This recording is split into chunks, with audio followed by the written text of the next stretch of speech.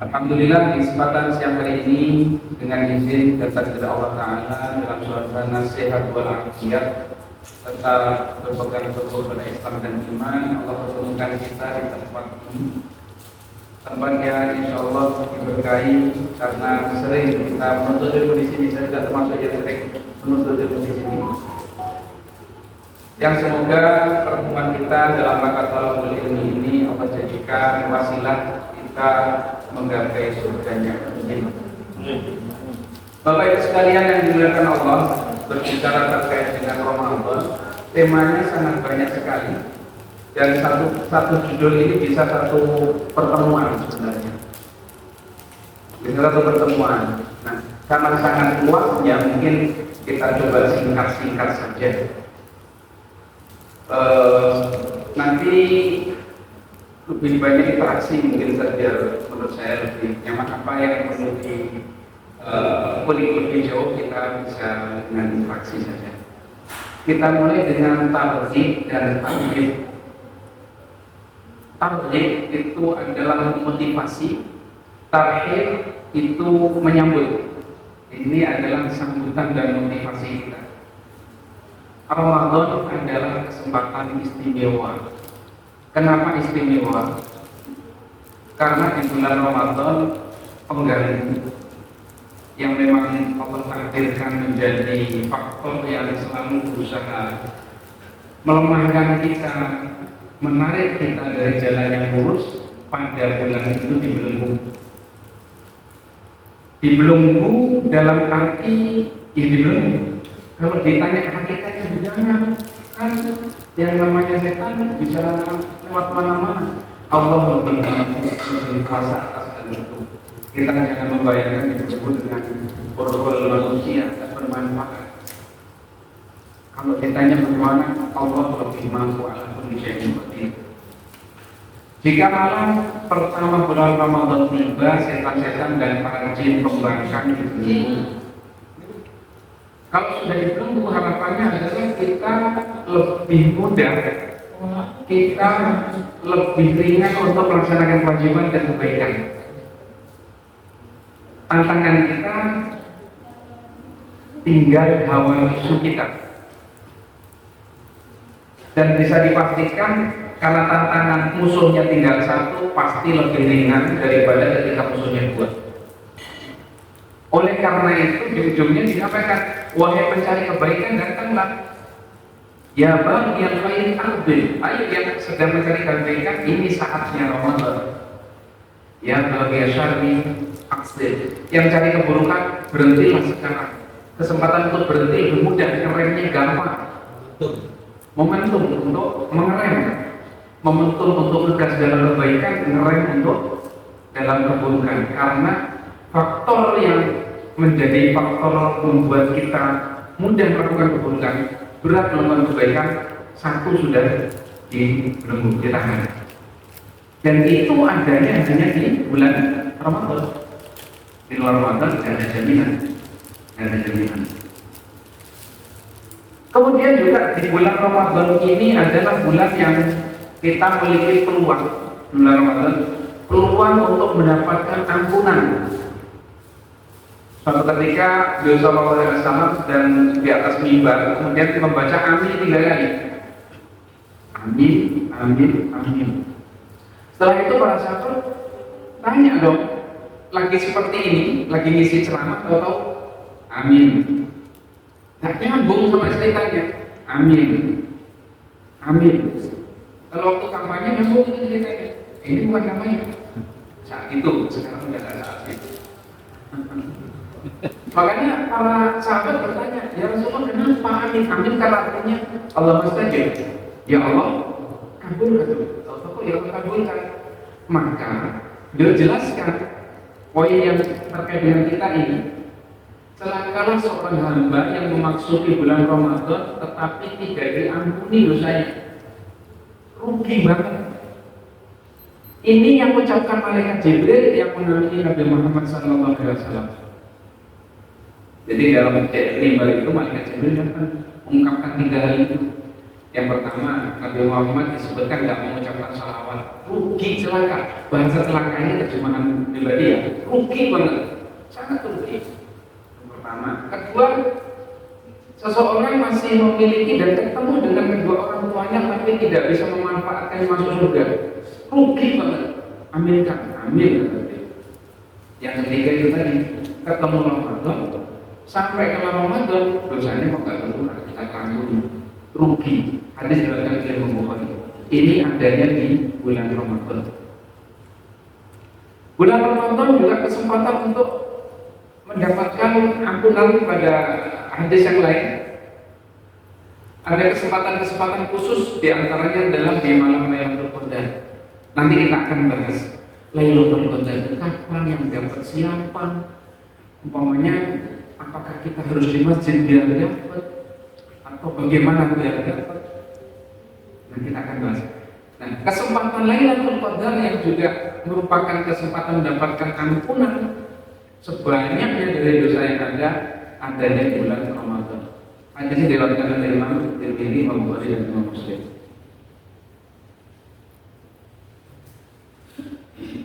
Juga kesempatan melakukan puasa di bulan Ramadan merupakan variabel yang bisa menjadikan kita tuh bisa mengalahkan orang yang syahid. Orang syahid bisa kalah. Ceritanya panjang, kita singkat saja. Jadi ada dua orang dari suku Bali, bukan orang Bali tapi sukunya Bali. Dua orang ini bersahabat, masuk Islamnya bareng. Masuk Islam bareng. Yang kemudian salah satu dari keduanya itu meninggal duluan karena dalam peperangan syahid. Sedangkan yang lain tetap tinggal 1 tahun, artinya beda 1 tahun masa meninggalnya. Sahabat Allah kemudian cerita, kemudian aku bermimpi bahwa aku berada di pintu surga. Aku melihat keduanya, lalu keluarlah sosok dari dalam surga manggil yang sudah punya tiket masuk. Memberikan izin kepada yang meninggal belakangan tadi untuk masuk surga. Jadi sahabat yang meninggal belakangan itu nggak syahid, meninggal biasa. Sahabat yang meninggal duluan meninggalnya syahid, tetapi masuk surganya duluan yang meninggal biasa. Nah, kemudian malaikat yang memasukkan orang izin masuk surga tadi menyatakan kepada sahabat Talha, pulang, belum waktunya. Kalau saat itu nggak disuruh pulang, pagi-pagi udah nggak bangun ceritanya. Ya kan pergi tidur, mimpi. Pagi tidur, mimpi nggak disuruh pulang. Artinya apa? Ya udah lewat. Alhamdulillah kan pagi tadi kita bangun, pas bangun itu lihat badan kita ikut bangun. Kebayang kan kalau pagi-pagi bangun, tuh badanmu kok ikut bangun? Harusnya udah bangun ini. Kebayang nggak? Nggak ya, pagi tidak ya. Artinya bahwa tidur itu saudaranya mati. Tidur itu saudaranya mati. Kalau nggak dibalikin ya nggak balik, tidur terus. Nah, dalam kasus ini Talha disuruh balik lagi, belum saatnya. Maka hal tersebut diceritakan kepada Nabi Sallallahu Alaihi Wasallam, yang intinya aneh ya, yang meninggal belakangan, meninggal biasa, kok masuk surganya duluan? Sedangkan yang jelas-jelas meninggalnya syahid masuk surga belakangan. Kejelasannya, bukankah orang itu tadi hidup setahun kemudian setelah yang pertama? Jawabnya iya. Dalam satu apa? Ya sholatnya, ya puasanya itu menjadikan jarak yang meninggal syahid yang dengan yang meninggal biasa tadi bisa lebih jauh daripada langit dan bumi. Artinya setahun yang diberikan ini adalah kesempatan yang Masya Allah. Ketemu Ramadan ini setelah yang kemarin itu adalah kesempatannya istimewa. Kita belum ketemu loh ya. Kita hanya berharap. Kita kan tidak tahu ya apa kita nyampe atau tidak. Ya, namanya manusia kan tidak tahu apa yang akan terjadi. Tapi kita berharap semoga masih ketemu lagi.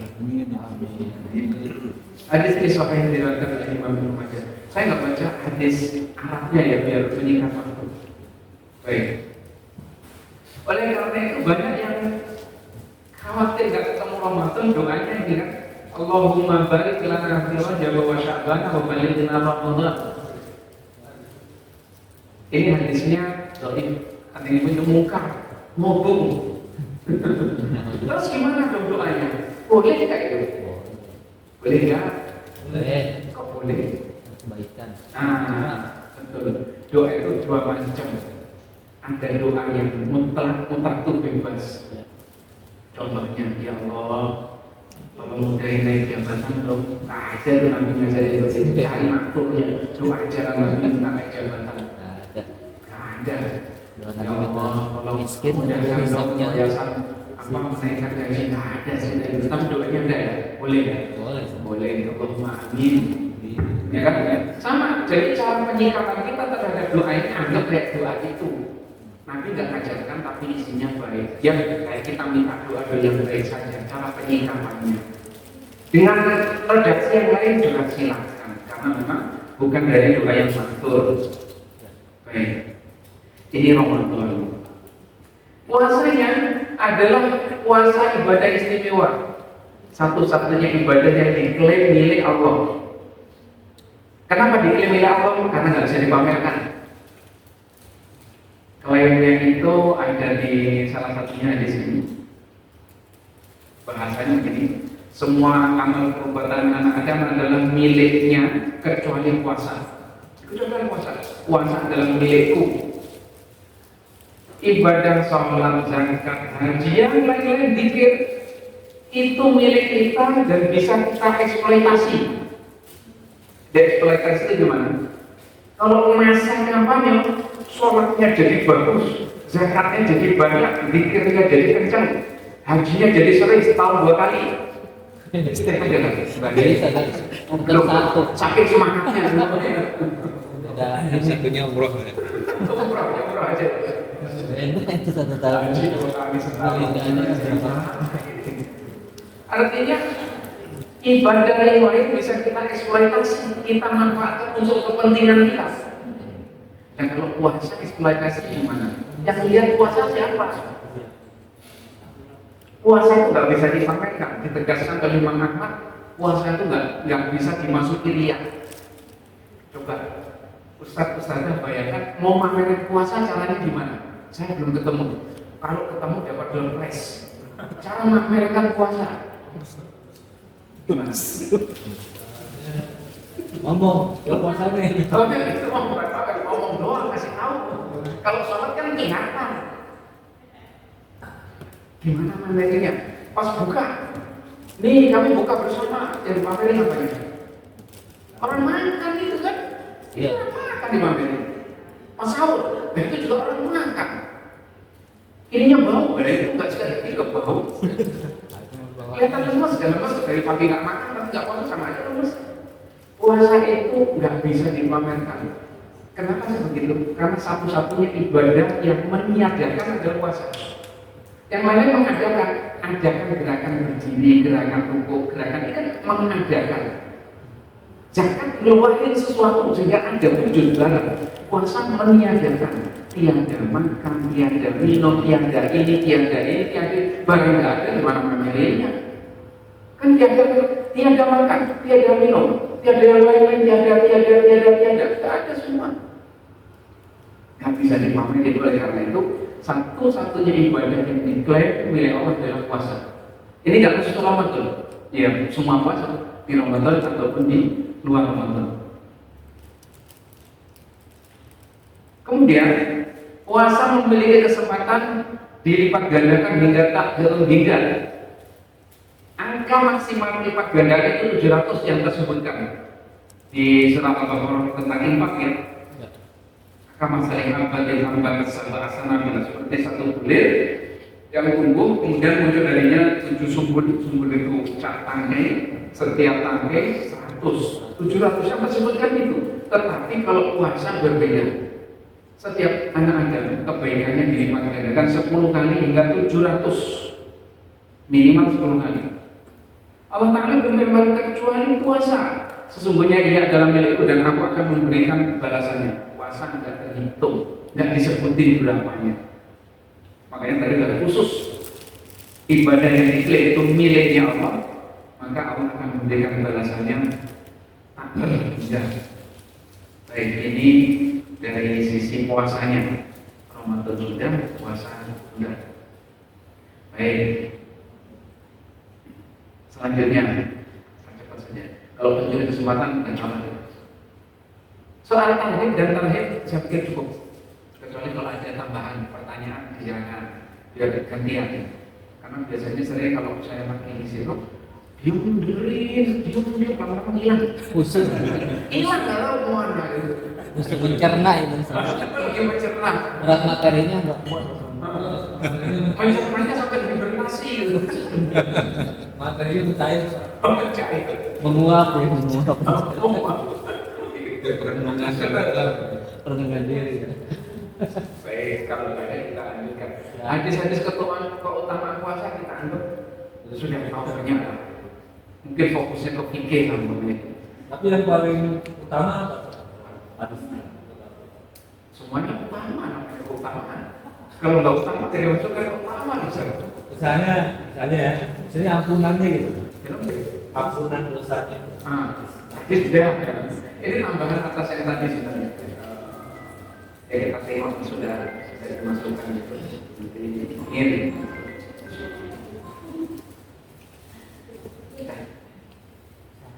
Kadang-kadang apa? Kita lihat sekilas saja. Sekilas. Hadis riwayat Muslim. Foto. Ini pengampunan sudah. Puasa adalah pertama. Siapa yang ditutup baginya dengan puasa? Saya mungkin jarang dengar. Siapa yang ditutup baginya dengan puasa, artinya meninggal dalam kondisi berpuasa sehari, ia masuk surga. Man khutima lahu bisyami yaumin dakhala al-jannah. Jika dalam kondisi puasa. Kemudian yang lain, puasa dalam Al-Quran terbanyak memberikan syafaat kepada seorang hamba. Puasa berkata, wahai Rabb, sesungguhnya aku telah menghalanginya dari makan dan syahwat di siang hari, maka berikan syafaatku baginya. Jadi dipersonifikasi seakan-akan puasa jadi person yang bisa meminta kepada Allah. Dan Allah Maha Mampu. Ditanya bagaimana bentuknya Allah Ta'ala. Silakan buat kalau mau tahu. Itu aja. Sudah punya bekal. Yang muncul merasa punya bekal. Ya. Bekalnya roti out. Sudah roti out. Baik. Al-Quran berkata, aku telah menghalanginya dari tidur di malam hari, maka berikan syafaatku untuknya. Lalu keduanya memberikan syafaat. Ini sudah kita baca tadi. Terkait bau mulut. Nah, bau mulut ini nanti terkait dengan fikihnya adalah hukum bersihkan gigi, menggosok gigi atau bersiwak di siang hari bagaimana? Kalau di mata Imam Syafi'i setelah tidur tidak baik, makruh. Bukan namanya enggak. Kenapa? Bau itu bukan dari mulut, tapi aroma dari dalam. Disikat berapa lama pun aromanya tetap ada. Dengan itu, yang selain oleh Imam Syafi'i, sikat gigi aja. Kenapa? Dianggap makruh? Karena bau mulutnya supaya Allah Pak Antum malah buat begitu. Logikanya gitu. Tapi ini perlu kalau perlu penelitian boleh teliti nanti pas puasa disikat gigi. Berkali-kali apakah terbawa atau tidak? Kalau masih terbawa, memang dari dalam. Mayoritas menyatakan dari dalam, dari rongga dalam tubuh. Puasa adalah tameng menghalangi dari neraka, seperti tameng salah seorang kalian dalam peperangan. Ya, ini kira-kira di antaranya. Biar nggak habis waktunya kita cukupkan dulu. Cuma 1 jam masalahnya. Ya.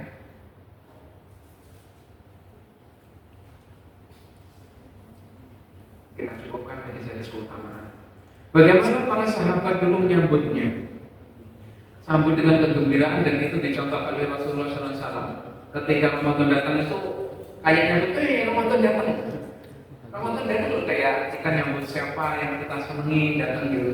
Kayak anak-anak nyambut ibu datang, awalnya mereka senang banget.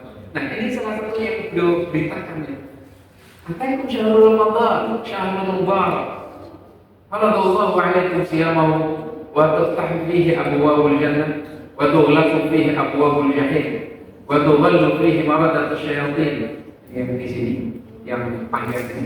Wa fi lailatul hiya khairun min alfi syahr. Man hurima khairaha faqad hurim. Ini yang saya baca yang dihitamkan, ini lebih panjang dengan validasi yang mantap. Telah datang kepada kalian bulan Ramadan, bulan yang penuh berkah, yang puasa difardukan atas kalian. Nah, nanti terkait prioritas itu yang puasa nanti akan kita bahas selanjutnya. Saat itu semua pintu-pintu surga dibuka dan semua pintu neraka jahim ditutup. Setan-setan yang membangkang dibelenggu. Padanya terdapat satu malam yang lebih baik daripada 1000 bulan, yang tidak mendapatkan kebaikan yang sungguh telah terhalangi dari kebaikan. Hadis rawahu An-Nasa'i. Jadi memberi kabar gembira pada sahabat itu datang kayak kita memberi kabar gembira dengan datangan orang yang kita tunggu-tunggu. Begitu. Juga kemudian biasanya zaman dulu mencari hilal. Bahasanya karena sahabat dulu, para sahabat itu kalau sudah menjelang Ramadan, ya tarawa'una hilal syahri Ramadan fa yakhrujuna bil lail amalan bi ru'yati. Jadi karena ditunggu-tunggu nyari, kalau sekarang nggak ada yang nyariin, kita nungguin berita, nunggu pengumuman. Kalau sudah menjelang itu dinyalain semua itu yang kita punya. Yang masuk semua mencari. Para sahabat dari para sahabat. Menyebar. Kalau semua dananya nggak masuk saya, jadi saya ngomong semua Sebagian. sebagai besar ya. Kalau semua itu nanti kan berarti populis keluar semua. Sampel aja di sampel. Sebagian besar lah itu. Karena merasa yang ditunggu-tunggu itu, ya yang ditunggu-tunggu betul. Dan memang alamnya saya sempat mendukung. Kenapa mendukungnya? Padahal tidak dimakan. Nah, kita kalau dimakan ini ketemunya dan tanya, kan? Namun agak tinggal dikit ketemunya apa? Hasilnya Jakarta, nggak akan kelihatan. Tutup. Ketutup. Akhirnya ya udah kita nungguin aja. Gimana lagi? Ya nunggu. Sikap kita nunggu berita itu adalah bagian dari penggantinya mencari hilal. Kalau pengen nyari sendiri boleh di RT 3 yang sudah kalau saya. Kalau nggak salah itu pasti salah saya pun. Itu mah hilal sendiri. Nah kemudian juga yang cara menyambutkan adalah cek puasa kemarin. Tahun kemarin punya utang enggak? Harus kita cek. Jangan sampai ketemu Ramadan masih punya utang. Makanya kalau nanti di beberapa masa itu kok puasa tahun kemarin belum terbayar pun enggak didobelin hukumannya. Beberapa mazhab enggak semuanya, kalau yang mayoritas ya utang satu yang bayar satu aja gitu, kalau udah lewatin Ramadan lagi. Ada yang memberikan punishment lebih agar orang-orang itu tidak meremehkan arahnya ke sana. Baik.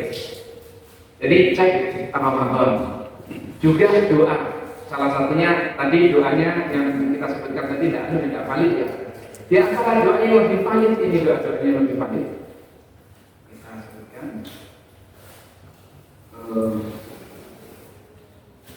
Allahumma ruddana wala tuqisna. Allahumma zidna wala tuqisna wa akrimna wala tuhinna wa a'tina wala tahrimna wa athirna wala tu'thirna alaina wala tu'thir alaina warda 'anna wa ardina. Ini diriwayatkan oleh Ahmad Syakir dalam Musnad Ahmad juga ada dari Umar bin Khattab. Doanya sahabat Umar bin Khattab. Kalau tadi yang tadi dianggap ada munkar boleh. Allahumma zidna, ya Allah tambahkan untuk kami, ini untuk menjelang Ramadan biasanya itu doanya dibagi selalu menjelang Ramadan. Ya Allah tambahkanlah, tambahin apa gak disebutin. Tentu yang diharapkan adalah kebaikan. Walau mungkin jangan kurangi dari kami ya kesempatan baik, perbuatan baik, rezekinya yang baik, semuanya. Wa akrimna wa la tuhinna, muliakan kami, jangan hinakan. Gak ketemu Ramadan itu merasa terhina. Kurang, ada yang kurang ya tadi kan? Sahabat yang tadi dimuliakan ketemu setahun lagi, naik ke atas, derajat lebih mulia. Wa atina wa la tahrimna, beri kami, jangan diharamkan kesempatan. Ini kan terkait Ramadan. Atina, beri kami kesempatan ketemu Ramadan. La tahrimna, jangan diharamkan kami di Ramadan. Wa atina wa la tu'tina, dulukan kami, jangan kami diduluin. Warda anna wa ardina, dan ridhoi kami ya Allah, wa ardina, dan jadikanlah kami ridho. Ini diantara doa-doa yang teriwayatkan lebih valid daripada yang sebelumnya yang tadi kita sebutkan. Baik, contoh-contoh saja. Nanti kalau ada perlu lebih jauh nanti boleh diskusi. Perbanyak puasa di bulan Ramadan Sya'ban. Karena beliau SAW meriwayatkan dari Ibnu Aisyah radhiyallahu bahwa waktu yang paling banyak atau bulan yang paling banyak beliau berpuasa itu adalah bulan Sya'ban. Kemudian di riwayat lain ini dari Jalur Usama bin Zaid, ketika ditanya kenapa Nabi kok puasa Sya'bannya banyak banget, beliau jawab, dari kasyahrun yaqulun nasu anhu baina Rajab wa Ramadan. Itu bulan yang banyak dilupakan. Dia terletak antara Rajab dan Ramadan. Pada bulan itu amal kebaikan diangkat kepada Rabbul Alamin, dan aku ingin agar amalku diangkat dalam kondisi puasa. Nanti ada diskusi fikih. Apa hukumnya puasa sunnah setelah pertengahan Sya'ban? Pernah dengar? Nah, nanti kita masuk ke fikihnya, kita belum masuk fikihnya. Insya Allah kita bahas. Berusaha taubatan nasuha, taubat yang sebenarnya. Dinukil dari kitab Siyar A'lam Nubala. Siyar A'lam Nubala itu sekian puluh kitab terkait biografi, buku biografi. Kalau Zubair bin Bakar an Suhail kana yufiru min as-siyami wa salati wa sadaqah. Wa qila innahu kana yasumu tahajjud bil laili alladhi hatta yataghayyar launuhu kama kana yufiru min al-buka inda sima'il Qur'an. Ini terkait dengan Ramadan, karena cerita tentang Ramadan bahwa Suhail ketika menjelang Ramadan itu perbanyak puasa, banyak sholat, banyak sedekah, banyak tahajud malamnya sampai berubah kulitnya karena banyaknya tahajud, banyak menangis ketika dengar Quran. Juga persiapan menjelang Ramadan membiasakan baca Quran. Disebutkan bahwa Salamah bin Kuhail di bulan Ramadan itu adalah, disebutkan oleh beliau, bulan Sya'ban adalah bulannya Qurra, bulannya para pembaca Quran. Dan Habib bin Abi Thabit menyatakan bahwa di bulan Sya'ban ini adalah hadza syahrul Qurra, bulannya para pembaca Al-Quran. Dan Amr bin Qais memfokuskan dirinya untuk membaca Quran. Artinya ya ini yang lain-lain juga sama isinya, relatif sama, bahwa bulan Sya'ban juga bulan kesempatan untuk menyiapkan diri untuk nanti deres, kalau orang Jawa deres di Ramadan. Deres itu ngaji itu, deres orang Jawa. Ini cara sambut. Setelah cara sambut kita bahas persiapan ilmu. Al-ilmu qoblal amal. Itu sebuah kaidah. Kita berilmu dulu sebelum beramal. Kalau kita beramal sebelum berilmu bisa salah. Bahasa kasarnya sesat. Tidak tahu ilmunya, beramal saja. Kayak seperti orang mau nyetir belum pernah belajar nyetir. Nah, berarti macam-macam. Panik dan segala macam. Mau berbuat baik tapi nggak tahu caranya, nggak tahu ilmunya, berusaha. Mau benerin HP, saya pernah mau benerin teleponnya anak, bukanya coba pisau, jadi samping itu apa pak yang potong? Fleksibelnya potong total, bahasa. Tahu fleksibel itu? Fleksibel itu kabelnya tipis kayak list gitu, tipis banget. Dan banyak isinya yang nyambungkan antara layar attack sama mainboardnya.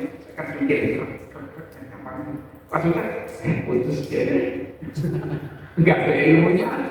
Kalau yang dulu pernah belajar itu yang HP GSM coba dulu pernah servis gitu. Ini yang model ini kira nggak jauh beda kali. Saya pikir gitu, beda dalamnya itu.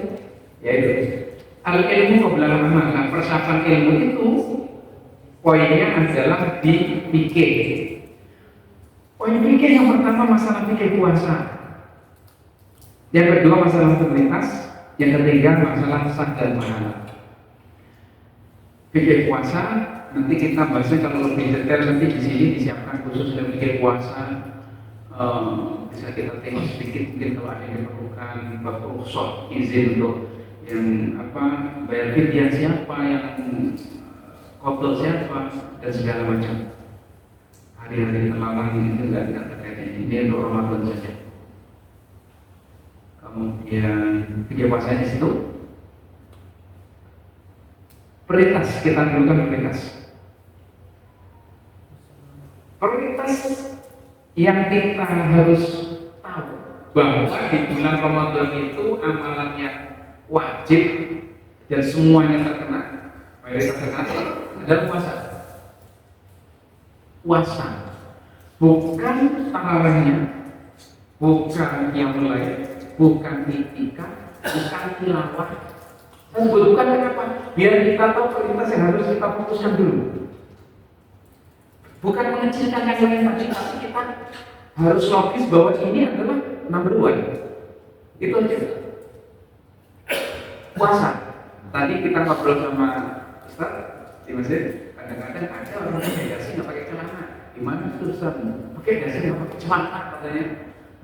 Untung saya nggak pakai dasi. Kalau pakai dasi dicari nggak pakai celana. Untung nggak pakai dasi ya. Kalau di kamu sekarang wajib pakai dasi ya Allah. Sampai teman-teman yang biasa pakai riba harus pakai dasi. Perintah dari suaminya gitu. Baik. Kenapa kok pakai dasi sampai sana? Terawihnya semangat full 30 hari puasanya bilang contoh nggak ada. Yang penting nggak makan nggak. Yang penting nggak makan nggak minum. Terawihnya full khusyuk di masjid yang imamnya hafalannya banyak sampai nangis. Tapi puasanya ngasal-ngasal berarti terbalik. Berpahala ya. Kurang berpahala kok. Tinggal bandingin pahala sunnahnya dapat, wajibnya hilang. Ya tinggal banyak mana. Rugi tak secara ekonomi, nggak punya dikit, modalnya hilang banyak banget. Rugi. Kalau jelek-jeleknya, milih kalau suruh milih, tapi ini pilihannya sebenarnya ada ya. Sampai kalau suruh milih antara sholat tarawih tapi nggak puasa tapi sholat tarawih pilih mana? Ambilkan. Ya pilih puasa nggak sholat tarawih nggak bakalan dosa, nggak ada yang lain. Sunnah. Sunnah dong. Sunnah aja. Ini andai, tapi kan nggak ada gitu. Ada istilahnya putra kalau puasa nggak bisa tarawih nggak ada. Andai. Artinya ini menegaskan bahwa prioritas kita adalah di puasa wajibnya. Jangan yang sunnah-sunnahnya semua. Ini bukan hanya di puasa. Dalam grup sholat juga gitu. Sholat tahajudnya panjang, khusyuk sampai berebes mili. Bukan berebes, tapi berebes susah. Berebes itu kayak lantai itu atau orang Jawa itu menitikkan air mata. Sholat wajibnya asal goblek. Biasa-biasa. Biasa nih, asal buruk aja. Yang penting tertunaikan. Yang keliru. Sholat qobliyah subuh itu semua qobliyah subuh kan sunnah kan? Nilainya melebihi dunia dan seisinya. Subuh aja nggak begitu, dia mah nggak diterangkan begitu. Logikanya kalau qobliyah subuh aja dapat dunia seisi, apalagi yang wajib? Bisa berlipat-lipat dunia. Gitu. Jadi soal prioritas ini kadang ada orang-orang dan semoga kita tidak termasuk. Prioritasnya salah, yang wajib kurang diperhatikan, yang sunnah-sunnah sangat diperhatikan. Di masyarakat kita banyak contoh ya. Kalau lagi ada kegiatan salamatan, mohon maaf kemarin ini susah banget, masjid saya itu penuh banget. Tapi sholat wajib Sepi. separuh aja nggak ada separuh dari masjid itu nggak ada, mungkin 1/10. Nah itu kan keliru. Masyarakat kadang juga begitu cara menilainya. Iya. Kalau sampai nggak sholat pun nggak pernah ditanyain. Tapi kalau nggak ikut kegiatan yang ritual di masyarakat, ini muslim apa enggak nih? Kok nggak ada acara gini sih? Siapa nggak datang? Iya, ditanya gitu kan. Banyak. Kalau sampai nggak sholat nggak pernah ada nanyain. Ini adalah apa ya? Banyak yang terkena talbisu iblis, jebakan iblis. Yang harusnya dinomorsediakan difokuskan. Bahkan itu dianggap sebagai identitas muslim, padahal enggak. Kembali lagi. Jadi kembali lagi bahwa di bulan Ramadan terkait Ramadan ibadah yang khusus diwajibkan adalah puasanya itu. Tadi juga sama dalilnya dengan sebutkan di atas tadi. Telah datang kepada kalian bulan Ramadan, bulan penuh berkah, Allah mewajibkan atas kalian puasa. Jelas, tegas mewajibkan puasa. Baik, tadi juga sudah dibaca oleh Ustaz siapa namanya? Faris. Ustaz Faris.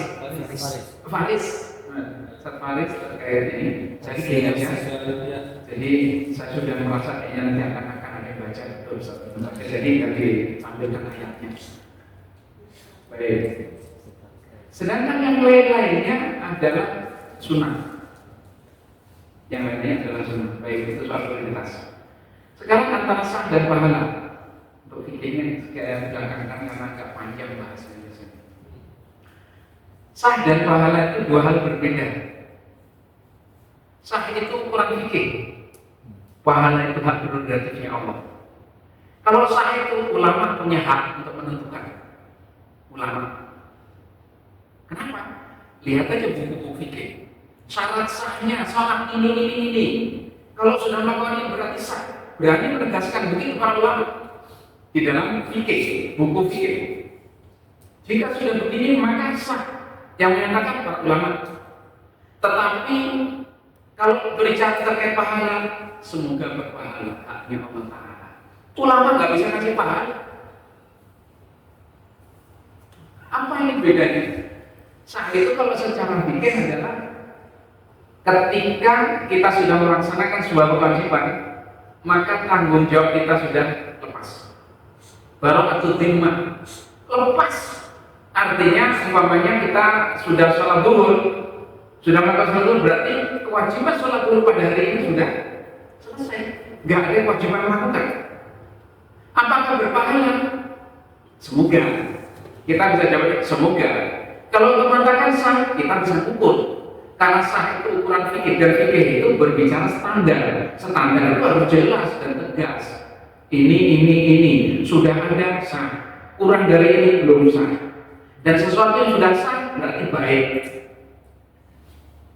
Sesuatu yang sah itu pasti baik. Nah ini saya juga kadang-kadang ada saudara-saudara kita yang semangat beragama. Orang sudah sah itu disalahin juga. Contohnya, kamu sedekap coba begini, cuma gini di sedekapnya di bawah. Ada yang gitu, atau apa? Kakinya nggak mepet-mepet.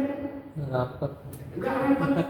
Itu bagian dari sunnah, tetapi bukan bagian dari rukunnya sholat. Artinya, ketika rukun sholatnya sudah terpenuhi berarti sudah sah. Kalau ingin lebih tinggi, itu tambahan lebih baik, nggak apa-apa. Tapi jangan menyalahkan yang sudah sampai derajat sah, itu loh batasnya. Kalau sudah sah, sudah baik. Kalau ingin lebih baik, masih banyak. Jadi orang yang sudah di atasnya, jangan dianggap salah. Kadang-kadang orang yang level lebih tinggi ya, artinya semangat dan ininya lebih tinggi dalam ibadahnya, melihat ke bawahnya, dianggap salah semua keliru. Cara lihatnya adalah apakah ini sudah memenuhi standar itu belum? Sudah melewati standar itu sudah benar. Kalau belum memenuhi itu salah, boleh disalahin. Nah, puasa juga gitu. Ibadah apapun terkait dengan ibadah fisik maka bisa terukur secara fikih. Makanya ada syarat, ada rukun, ya, ada syarat sah, ada rukun, ada pembatal. Itu sudah tercover semua, dianggap sah. Kadang ada yang sah tapi belum berpahala. Salah satu mungkin dalil terkait itu umpamanya ini terkait puasa aja kita nggak jauh-jauh. Man lam yada' qawla zuri wal amal bihi, di dalam hadis lain wal jahla ditambahi wal jahla falaysa lillahi hajatun an yada'a ta'ama wa syaraba. Siapa yang tidak meninggalkan perkataan dan perbuatan bohong dan perbuatan bodoh, Ini satu riwayat lain nggak pakai, jadi nggak ada jaminannya. Maka Allah tidak memiliki tidak peduli terhadap puasanya. Allah nggak peduli itu. Secara fikih sah. Artinya dia sudah melakukan kewajiban puasa, tapi pahalanya berkahnya Allah aja nggak peduli. Paling tidak tindakan ini kalau tidak mengurangi pahala yang menghilangkan pahala. Begitu. Artinya sesuatu yang sah itu kadang-kadang belum tentu berpahala. Karena untuk mendapatkan pahala ada syarat ikhlas. Ikhlas itu tidak diukur oleh fikih. Bukan syarat sahnya ibadah, syarat ikhlas. Kenapa? Nggak terukur, sulit mengukurnya. Yang diharuskan dalam fikih adalah niat. Niat. Makanya ada sebagian yang niatnya diucapkan biar nampak wujud begitu. Walaupun seharusnya nggak perlu. Yang penting ada keinginan untuk melakukan tujuan niat. Oleh karena itu ibadah yang tanpa ikhlas asal syarat rukunnya terpenuhi membatal dihindari sudah sah secara fikih. Pahalanya kalau nggak ikhlas ya ntar dulu. Begitu. Ini diantara hal-hal ilmu yang perlu disiapkan terkait puasa. Sekarang pindah ke fikihnya, fikih puasa. Syarat wajib. Ini kata mampu ini tambahan. Kenapa tambahan? Di dalam kitab Kifayatul Akhyar, ini teksnya kita lihat teks Kifayatul Akhyar, cuma 3 syaratnya itu. Syarat Ramadan, syarat wajib. Teks Kifayatul Akhyar, syarat Buyatul Ikhtisar, itu cuma menyebutkan 3. Wa syaraitu wujubi shaumi thalathatu asya' al-Islam al-bulugh al-aqal. Islam balik akal wajib berpuasa. Wanita haid wajib enggak? Puasa. Nah, itu pertanyaan ini ibu harus jawab ini. Wanita haid wajib puasa enggak? Enggak, biar jawab itu bisa. Biar ibu aja jawabin.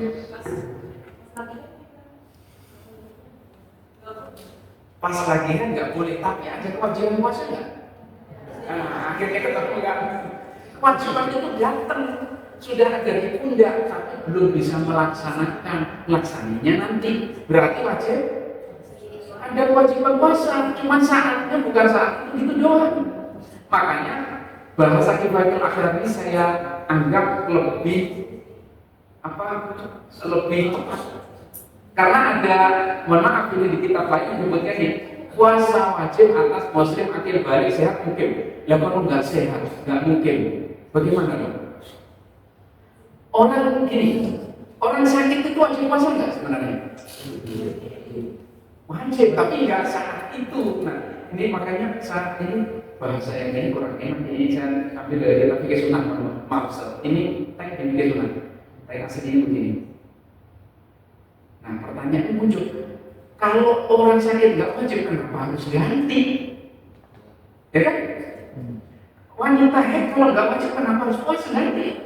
Berarti sebenarnya wajib, tetapi melakukannya bukan saat itu. Maka saya lebih memilih kitab ini kitab Kifayatul Akhyar ini kitab rujukan di mazhab Imam Syafi'i. Yang ini. Syarat wajib puasa itu 3, Islam balik akil, ketemu itu wajib. Pelaksananya kapan? Ya tergantung yang lagi haid nifas ya nanti selesai. Kalau yang sakit nunggu sembuh. Orang wanita wajib nggak? Kena kewajiban puasa nggak?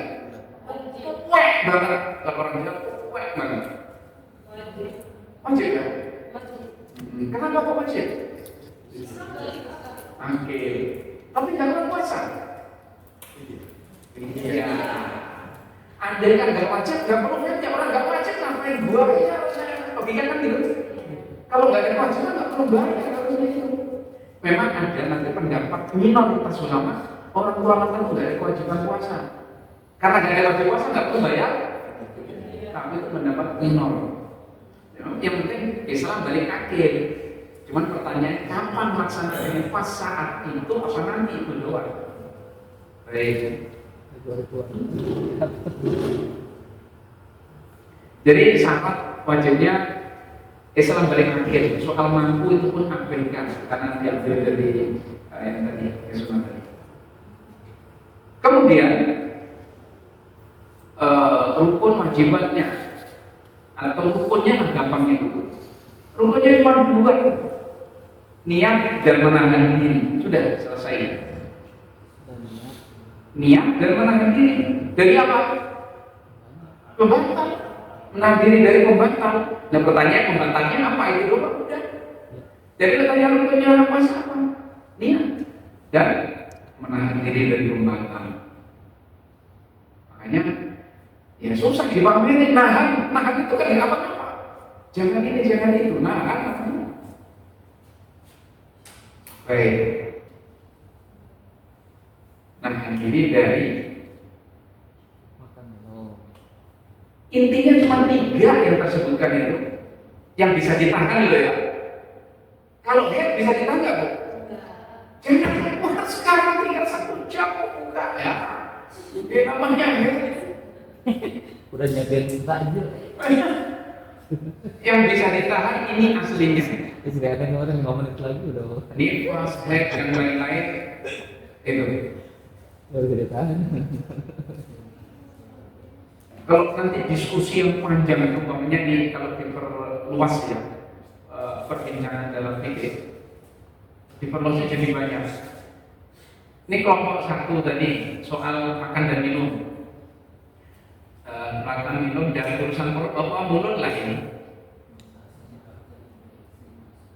Kalau teks aslinya makan minum, kemudian makan minum itu ditarik kesimpulan memasukkan sesuatu dalam rongga perut atau rongga kepala. Ini bahasa kita. Aslinya hanya makan minum. Kata-kata ini dari bahasa kitab yang diambil dari ulama. Oleh karena itu, ketika ditarik kepada masalah yang lain, timbullah diskusi. Contohnya injeksi suntik. Itu boleh enggak ya? Aslinya kalau ditarik suntik itu makan, minum bukan? Mau makan gitu. Oh iya. Ganti aja. Diam sendiri dia, kita kasih makanannya penonton. Belum makan. Belum makan dia.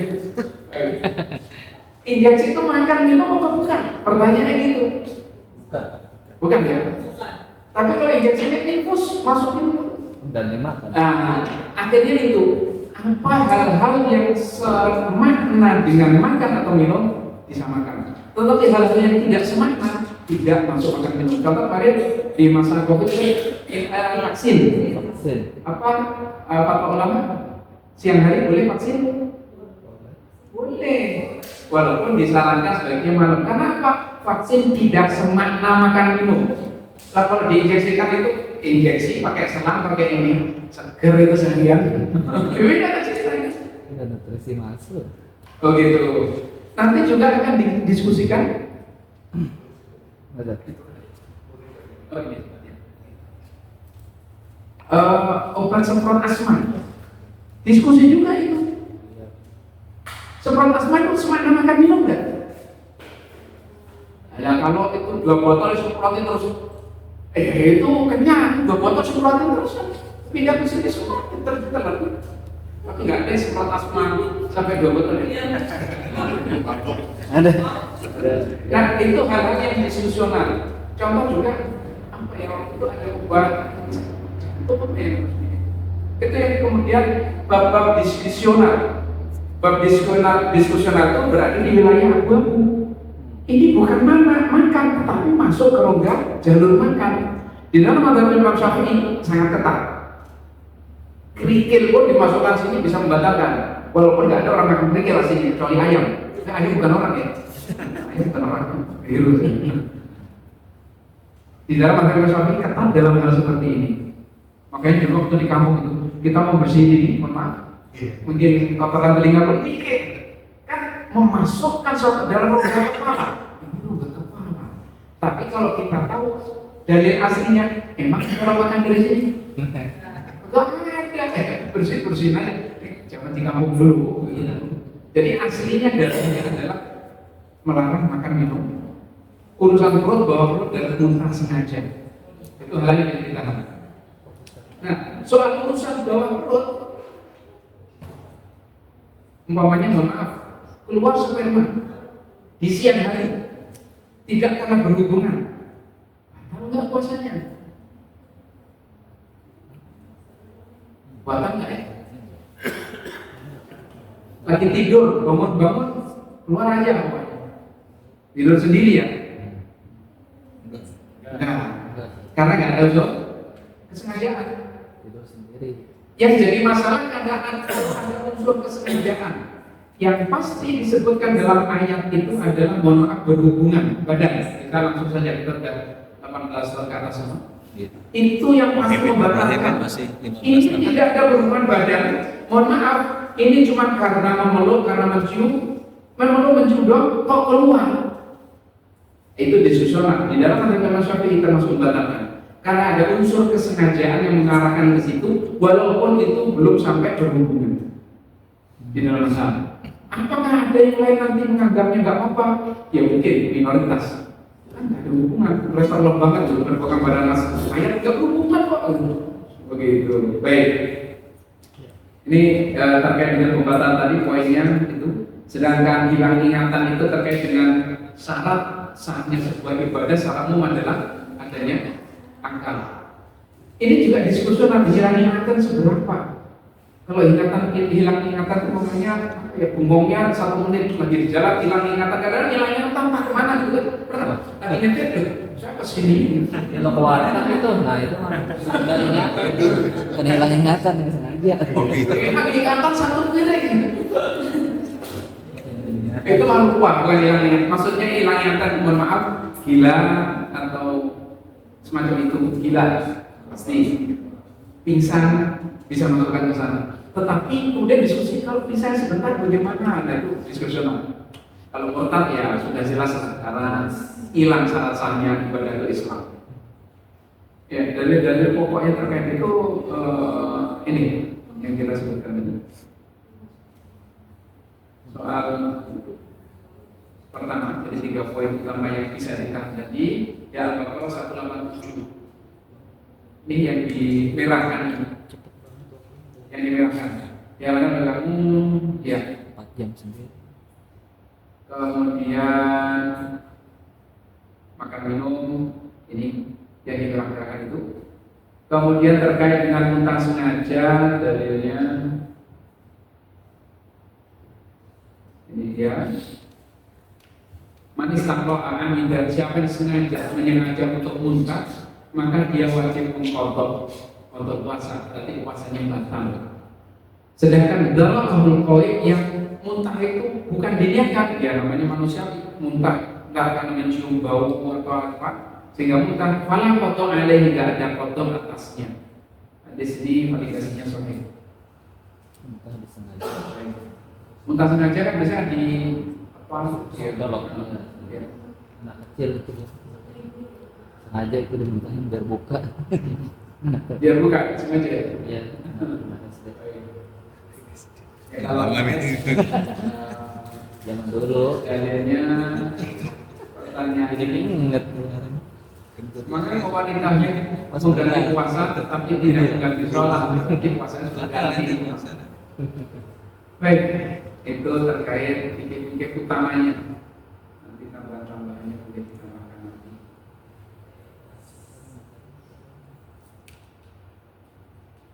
Masih 11 menit lagi. Mau berapa menit dikasih kesempatan? Iya Pak Ustaz. 15 menit. Ini sudah ngebut sih di perasaan saya. Iya. Asar 15.32. Oh kita di sini aja sampai ketemu asar ya. Boleh. Iya. 15 menitnya sebelumnya, Sat. Dan Ada dialog tanya jawab 15 Jadi, menit sebelumnya. silakan diputuskan MC sampai jam berapa saya dikasih kesempatan. 3.15. 3.15. Ya. 3.15.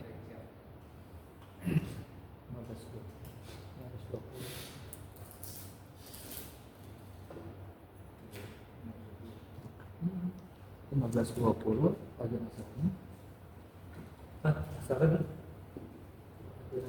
Baik, ini sebenarnya kumpulan tema-tema 15.25. Ramadan. Satu tema itu satu pertemuan. Kayaknya saya kutip tadi karena biar dapat semua kesempatan mengisi di sini kan jarang-jarang. Puasa dan takwa.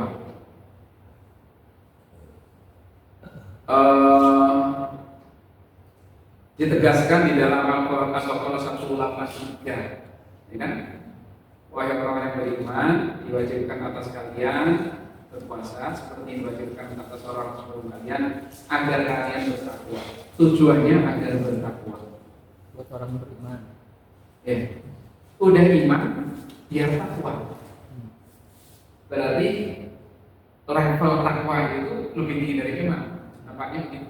Kenapa? Itu yang dipakai orang yang beriman. Udah diakui keberimanannya, dilatih dengan puasa agar takwa. Kenapa takwa? Karena dia kok diperlukan takwa sih? Kita mulai dari artinya dulu. Banyak yang ada satunya ini, satu dari sahabat Abu Hurairah. Ketika beliau bicara tentang ditanya tentang takwa, beliau jawab kepada si penanya, dijawab, apakah engkau pernah melewati jalanan berduri? Penanya menjawab iya. Kalau ketemu jalan berduri, apa yang kamu lakukan? Takut bergeser, takut melangkah, atau menahan diri. Itulah takwa, kata beliau. Itulah takwa. Artinya apa? Ketika kita melakukan kehidupan jalanan dalam hidup kita ini, ketemu duri. Duri itu hal-hal yang tidak layak dilakukan dalam ukuran agama kita. Tahan, minggir, langkai, jangan dilakukan, ngerem, jangan ditabas. Ya, poinnya gampang. Poinnya gampang, bahasanya begitu. Kalau yang sering disebutkan kalau khotbah kadang-kadang takwa itu adalah melaksanakan perintah menjauhi larangan. Ya benar kan? Itu aja. Begitu. Penjelasannya banyak. Yang lebih sengaja Umar bin Abdul Aziz dalam sebutkan oleh Bapak dalam kitab Syarh Sunnah, orang bertakwa itu mengekang, menahan diri, tidak melakukan semua yang dia mau, bukan apa yang dia mau dilakukan, mengekang. Nah, ini kalau kita tarik sedikit ke ekonomi, kalau saya sedikit ekonomi, harusnya orang Muslim itu juga begitu. Ketika kita belanja sesuatu itu ukuran kita karena butuh, bukan karena mau. Bukan keinginan ya. Bukan keinginan, bukan wants. Ya. Tapi ini kebutuhan itu ada batasnya. Kalau kemauan nggak ada batas, kan ada gitu kan? Ya masalah itu terjadi karena apa? Sumber daya terbatas, keinginan terbatas. Dalam Islam nggak begitu. Dalam Islam sumber daya terbatas, kebutuhan kita juga terbatas. Sampai butuh enggak? Bisa ngukur. Enggak butuh, ya nggak usah dibeli. Nah sekarang kita tanya di masing-masing. Ini belajar nahan maksud saya. Ini khususnya ibu-ibu kadang-kadang. Seringnya katanya ibu benar atau salah saya perlu bertanya. Ibu kalau pengen ini karena lapar mata, itu langsung senyum. Iya, begitu ya. Langsung check out katanya. Oh, iya. Kalau bapak-bapak beda. Apa kalau bapak kita? Kebawa pikiran. Oh, pikiran. Istri mau beli kok nggak diiyain. Iya.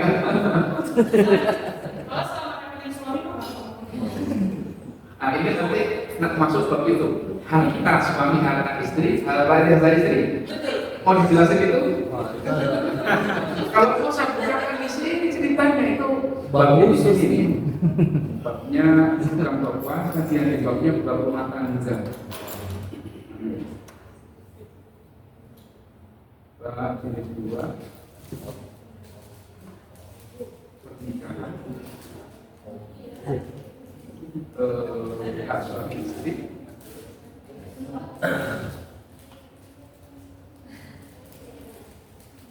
Hak istri atas suami.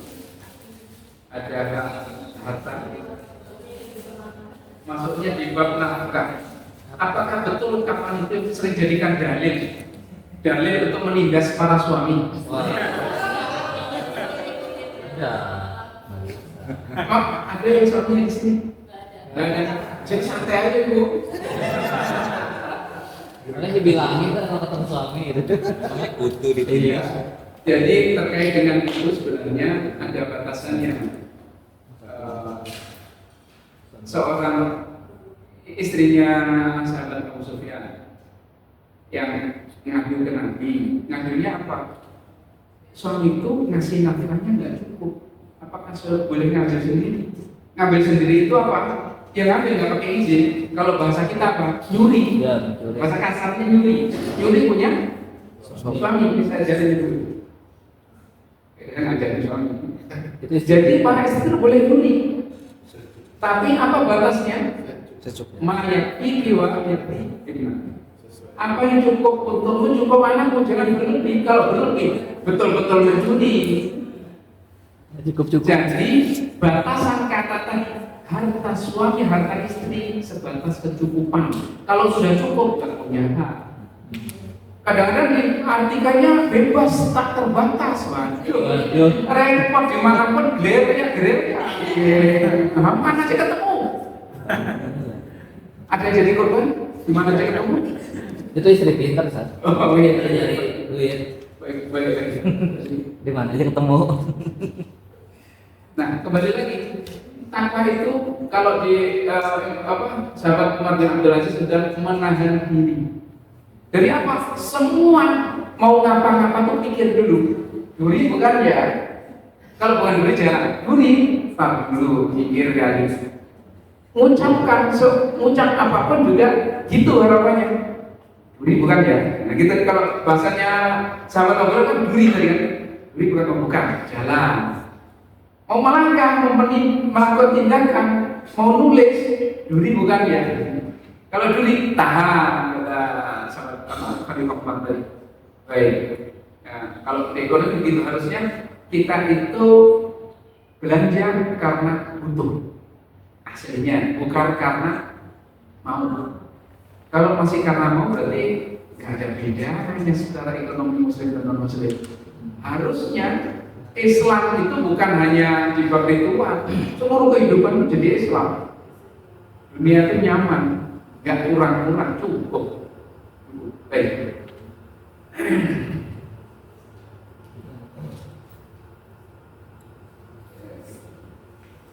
Takwa adalah buahnya dari iman. Maka tadi sebutkan orang beriman dilatih dengan puasa agar menjadi orang yang bertakwa. Adakah iman tanpa takwa?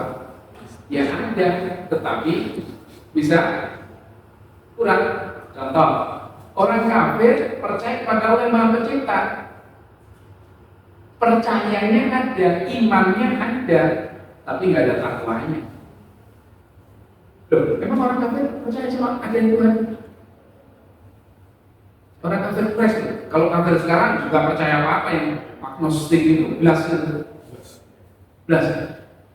Yang dihadapi Rasulullah itu masih lebih mending daripada yang agnostik itu. Ini.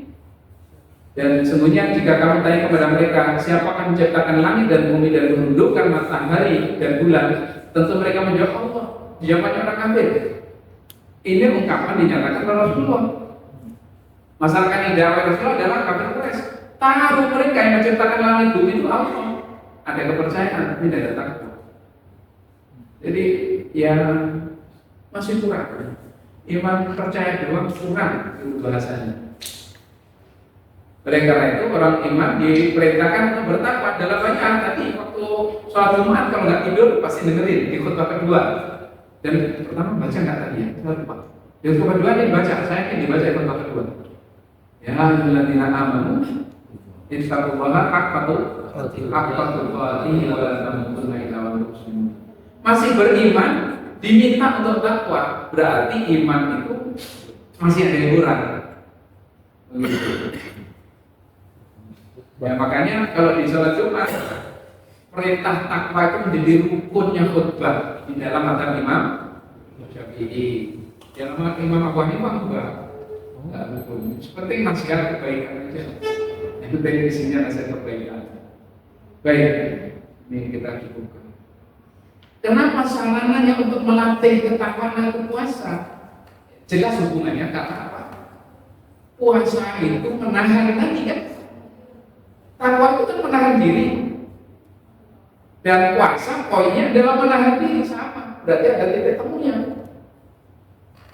Ya, ada titik temunya sehingga sangat tepat sekali ketika puasa itu menjadikan sarana untuk melatih ketakwaan. Ini pernah lihat film The Founder? Belum ya? Itu Nanti boleh dicari di Google. Ini di apa ya? McD sih kan saya. McD. Awal tuntunan McD.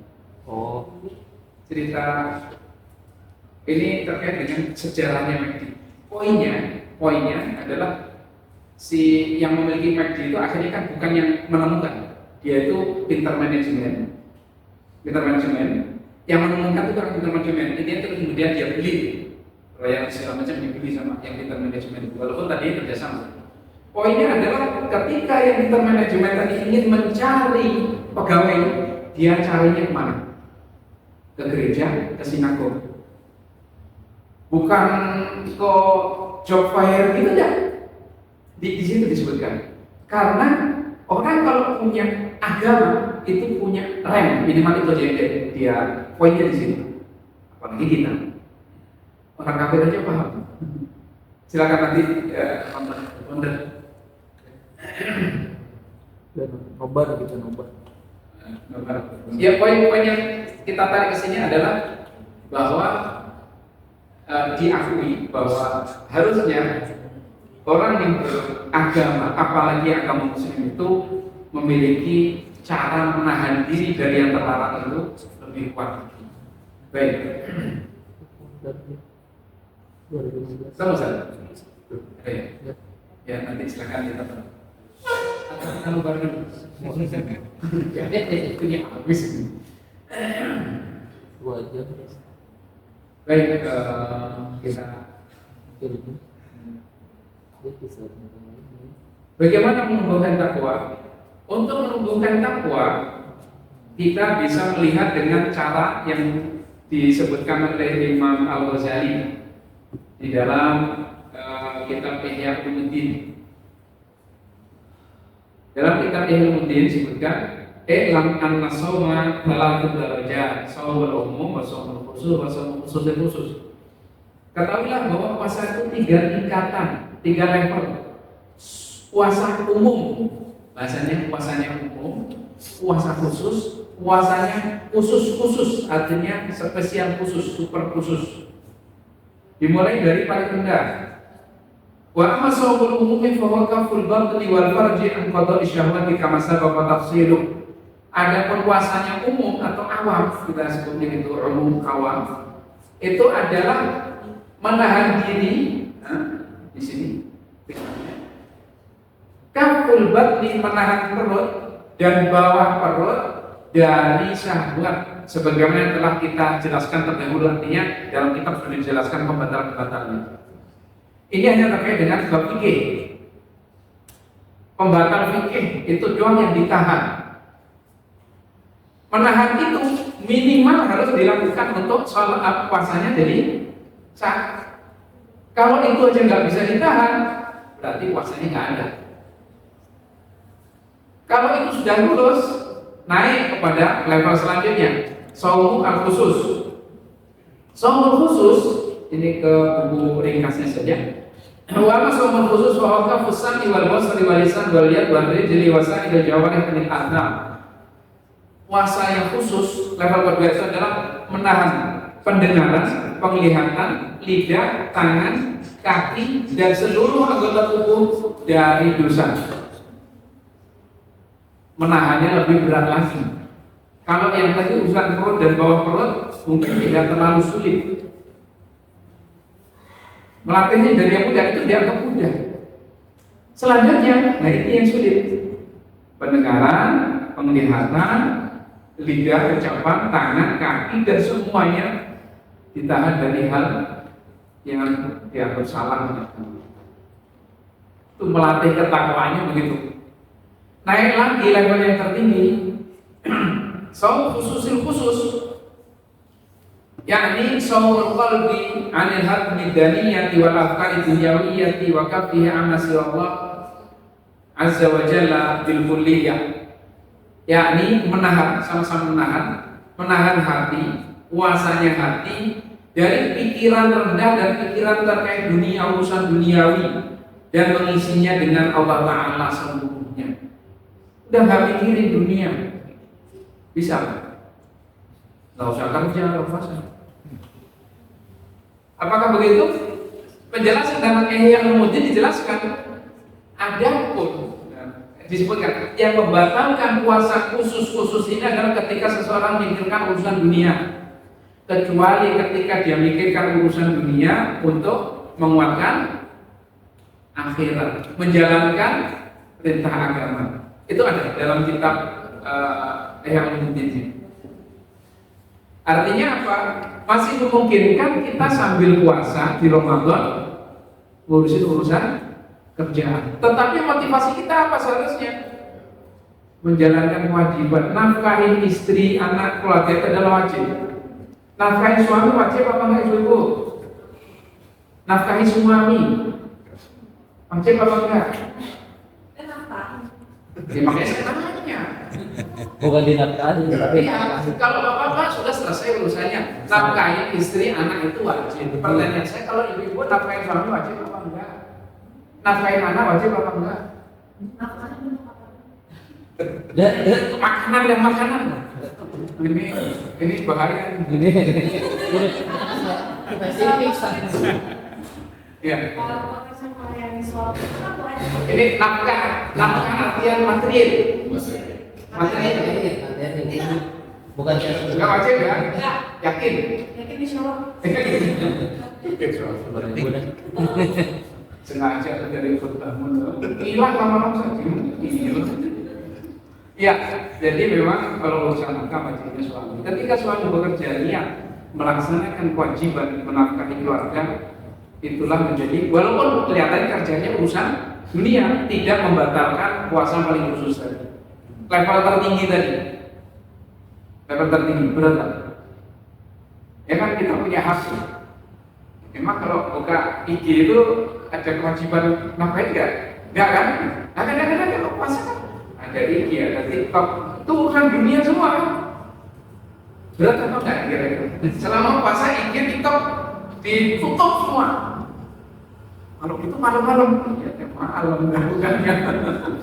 malam kan udah nggak puasa. Iya nggak ada puasa malam. Iya. Baik, jadi untuk mewujudkan ketakwaan yang sebenarnya melalui puasa itu, jadi level itu kita ikuti. Puasa paling rendah ya sekedar menghindari pembatal, melatih untuk selanjutnya semua anggota tubuh. Yang tertinggi pikiran. Minimal untuk menjamin adanya pahala itu nomor 2 minimal. Kalau nomor pertama itu belum ada jaminan. Kenapa? Karena yang ditahan hanya pembatal secara fikih. Tadi kan bohong bisa mengurangi atau membatalkan pahala. Ghibah bisa mengurangi atau membatalkan pahala. Teriak-teriak marah, sahok, marah sambil teriak-teriak, ada teriak yang marah doang manusiawi lah marah itu. Tapi kalau diluapkan dalam bentuk teriak bisa mengurangi membatalkan pahala. Mendzalimi orang muslim bisa mengurangi membatalkan pahala. Nah ini harus kita tahan semua untuk kita mendapat jaminan ada pahala. Naik levelnya. Level kedua lah kita usahanya. Baik. Ya khusus, soal khusus.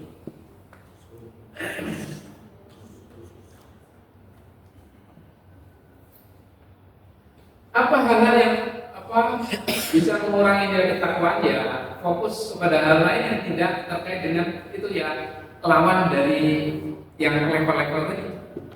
Tangannya lakukan hal-hal yang nggak jelas. Atau mungkin gini, kalau di kantoran itu nggak sengaja maaf. Kalau di sini nggak ada makan kan Ustaz ya. Udah make up sih. Lain itu kan ada maaf. Itu kan bohong tangannya. Oh, make up beda. Oh, beda ya? Enggak, kalau antum kan tadi markup, kalau Ustaz Amir bilangnya make up. Oh, make up. Beda lagi. Kalau markup sama make up beda, Ustaz. Enak berlebihan. Yo, nggak boleh. Kalau pamer nggak boleh make up. Boleh nggak? Boleh nggak make up? Hah? Tapi agama nggak mau larang loh. Berhias, Nah, ini pindah dikit ya, nggak apa-apa pindah kamu. Ibu-ibu kalau suaminya pakai foundation, pakai pakai enggak ya? Tapi boleh nggak dia pakai foundation? Foundation doang nggak berlebihan. Lipstick itu namanya Lipstick. bukan lipstick yang buat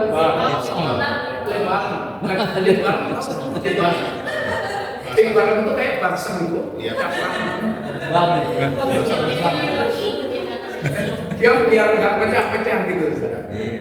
Kita bicara secara fikih, emang ada hadis yang melarang laki-laki pakai libal, pakai foundation? Enggak ada. Nggak ada.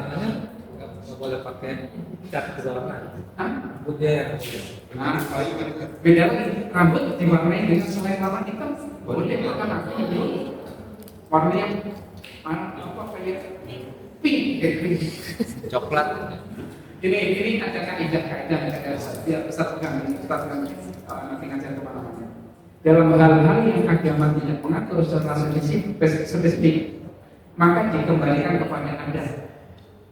Itu kaidahnya al-adat itu muhakama. Adat muhakam itu arti latar-latarnya adat istiadat itu dijadikan muhakam, jadikan hakim menentukan baik atau buruk. Secara fikih, saya pakai foundation, pakai mirai gitu ya. Apa? Namanya mirai itu apa namanya? Terus yang di sini nggak ada, tetapi ada kita masyarakat kita menilai itu caranya perempuan kan, maka jadilah tasyabuh. Nggak boleh jadi tasyabuhnya, karena kita menganggap itu cara perempuan. Andai ada negara di Tangerang sana, laki-laki yang begitu, perempuan yang macam galak-galak, ya berarti ukurannya akan terbalik karena adatnya berbeda. Pokoknya perempuannya pakainya mungkin serem-serem, malah laki-laki yang begitu-begitu ya. Berarti adat itu menentukan. Jadi al-adat itu muhakamah dalam hal-hal yang memang agama tidak menentukan secara spesifik. Agama kita, adat kita mengukurnya sebagai apa? Contoh, laki-laki pakai rok, boleh nggak? itu bukannya menyerupai wanita biasa. Ukuran kita, Ini ada ini. adat kita.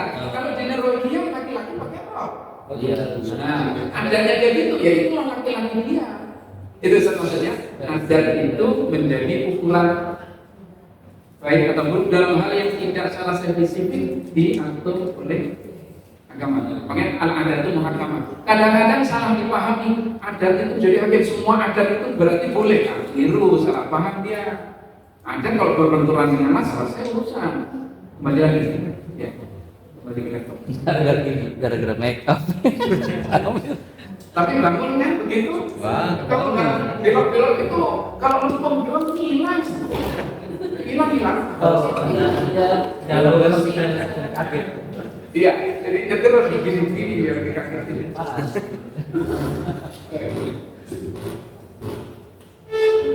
Ini kita cukupkan di sini.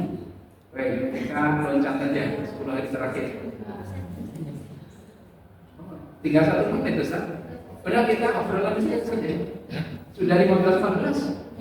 Dari catatan dialog saja untuk tadi yang pertanyaan saya, Lailatul Qadar di mana itu di dialog aja ya. Kalau ditanya berarti anggap udah tahu saya. Langsung atau gimana? Gimana ini?